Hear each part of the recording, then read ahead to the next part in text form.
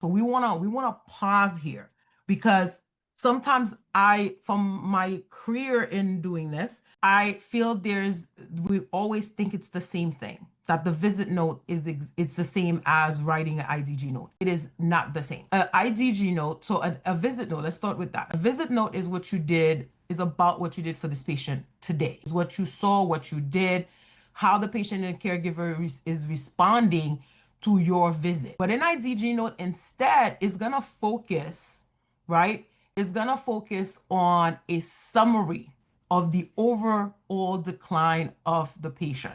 So for you to be able to do that as RN case managers and the social workers and the chaplain, but mainly case managers because we have LVNs who are also seeing the patients. So now your note doesn't only reflect what you have done for the patient.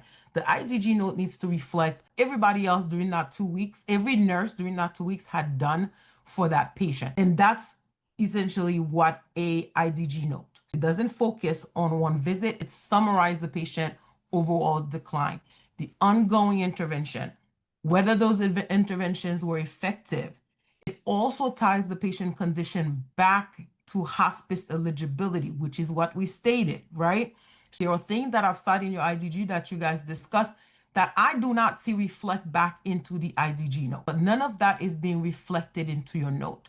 Now you have to remember in nothing, surveyors, the Medicare folks, they're not there listening to any of these conversations, right? So if we don't write them, it's as if none of it happened.